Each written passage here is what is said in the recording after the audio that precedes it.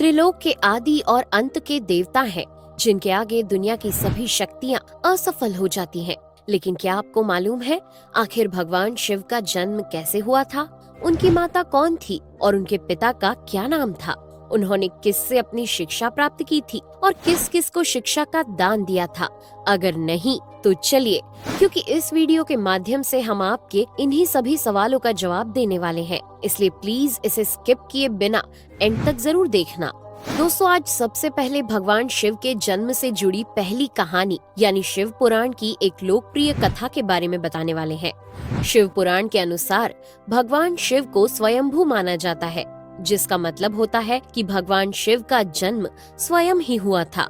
यानी कि इससे एक बात तो साफ हो जाती है कि ना ही भगवान शिव की कोई माता है और ना ही उनके कोई पिता हैं। इसी कारण से भगवान शिव पंच तत्वों से भी परे हैं, जिस कारण से इन्हें मृत्यु का भी कोई भय नहीं है और इनकी मृत्यु कभी नहीं हो सकती। पर अब बात करते हैं विष्णु पुराण में बताई गई भगवान शिव के जन्म से जुड़ी हुई एक और कहानी के बारे में।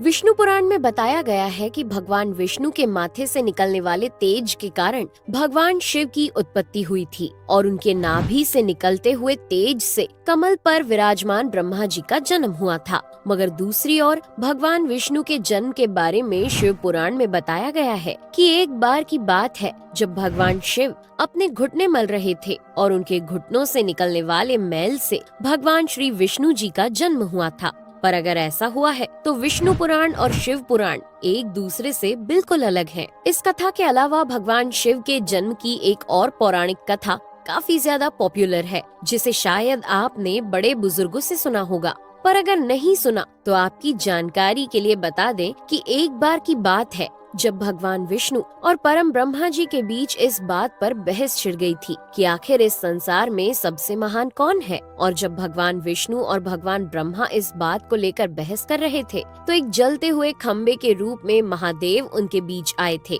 दोस्तों, वो दोनों इस रहस्य को नहीं समझ पाए और तभी अचानक से एक आवाज आई जिसने कहा कि जो भी इस खम्बे का छोर ढूंढ लेगा वही सबसे महान कहलाएगा।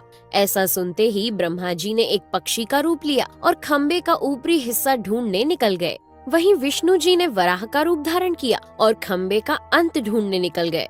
बहुत देर तक खोजने के बाद भी दोनों में से किसी को भी खम्बे का छोर नहीं मिला और दोनों हार मानकर वापस आ गए। जिसके बाद भगवान शिव अपने असली रूप में आए और फिर भगवान विष्णु और ब्रह्मा जी ने ये मान लिया कि महादेव ही सबसे महान और शक्तिशाली हैं। इनसे बड़ी शक्ति इस दुनिया में कोई नहीं है।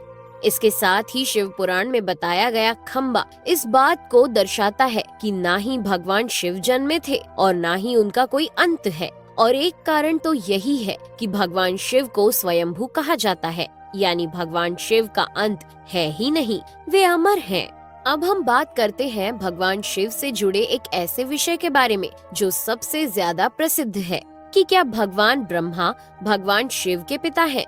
जी हाँ, इनकी ये कहानी लोगों के बीच काफी प्रसिद्ध है। तो आपको बता दें कि आखिर किस प्रकार भगवान शिव ने ब्रह्मा पुत्र के रूप में जन्म लिया था। इसके पीछे विष्णु पुराण की एक पौराणिक कथा है, जिसके अनुसार जब धरती, आकाश, पाताल या कहें पूरा यूनिवर्स जलमग्न यानी पानी में डूबा हुआ था, तब भगवान विष्णु के अलावा कोई भी देव या प्राणी इस संसार में नहीं था। तब केवल विष्णु ही जल सतह पर अपने शेष नाग पर लेटे हुए नजर आ रहे थे। जिसके बाद उनकी नाभि से कमल की डंडी पर ब्रह्मा जी प्रकट हुए और जब भगवान ब्रह्मा और भगवान विष्णु इस यूनिवर्स से संबंधित बातें कर रहे थे तब भगवान शिव प्रकट हुए, जिसके बाद ब्रह्मा ने उन्हें पहचानने से इनकार कर दिया। इस कारण से भगवान शिव रूठ गए और उनके रूठ जाने के कारण भगवान विष्णु ने उन्हें दिव्य दृष्टि प्रदान कर ब्रह्मा जी को भगवान शिव की याद दिलाई। जिसके बाद भगवान ब्रह्मा को अपनी गलती का एहसास हुआ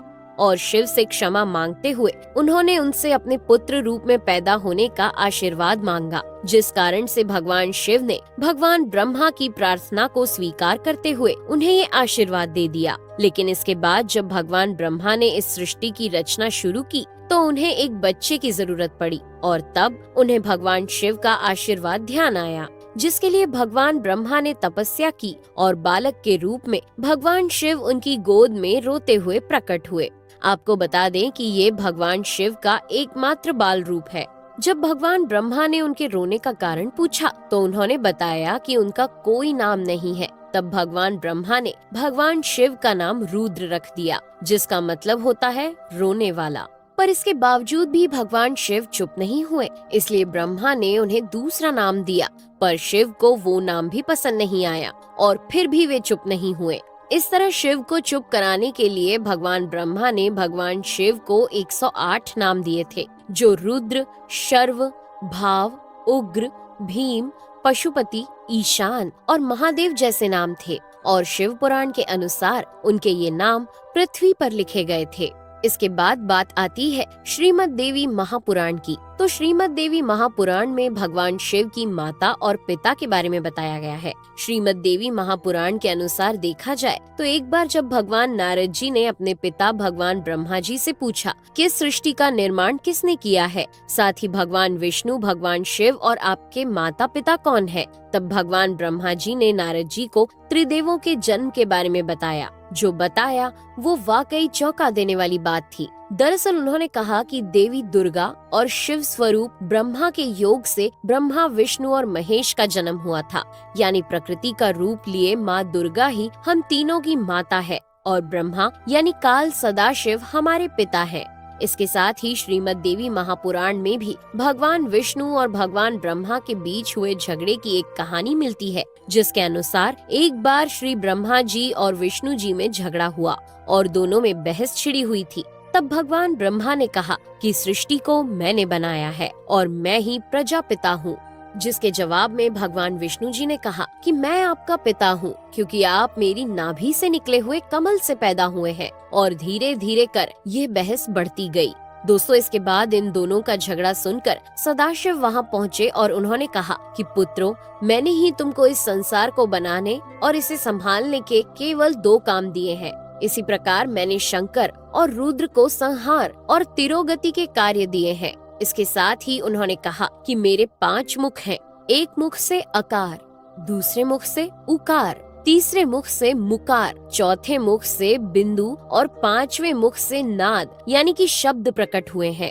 उन्हीं 5 को एक साथ मिलाकर देखा जाए तो एक अक्षर ओम बनता है, जिसे आज हम सभी भगवान शिव के मूल मंत्र के रूप से जानते हैं। इतना कहने के बाद भगवान ब्रह्मा और विष्णु दोनों ही समझ गए कि भगवान शिव से ज्यादा शक्तिशाली इस दुनिया में कुछ भी नहीं है और दोनों ने भगवान शिव को प्रणाम किया और चले गए। चलिए दोस्तों, अब जब आप भगवान शिव के बारे में इतना तो जान ही चुके हैं, तो क्या आपको पता है कि आखिर भगवान शिव ने किससे शिक्षा प्राप्त की थी और उनके गुरु कौन थे? हम जानते हैं शायद ही इसका जवाब आप में से किसी को पता होगा, पर जिन्हें नहीं पता उन्हें बता दें कि भगवान शिव स्वयं इस संसार के गुरु माने जाते हैं, जिन्होंने इस संसार में गुरु शिष्य की परंपरा की शुरुआत की थी। लेकिन अगर सवाल आता है कि आखिर भगवान शिव किसके गुरु थे, तो आपको जरूर जान लेना चाहिए कि हिंदू धर्म के ग्रंथ कहते हैं कि ब्रह्मा जी और शिव जी इस संसार के सबसे पहले गुरु हैं, जिन्होंने गुरु शिष्य के इस रिश्ते की शुरुआत की थी। जहां भगवान ब्रह्मा ने अपने मानस पुत्रों को शिक्षा प्रदान की थी, वहीं भगवान शिव ने अपना ज्ञान केवल अपने 60 शिष्यों को दिया था।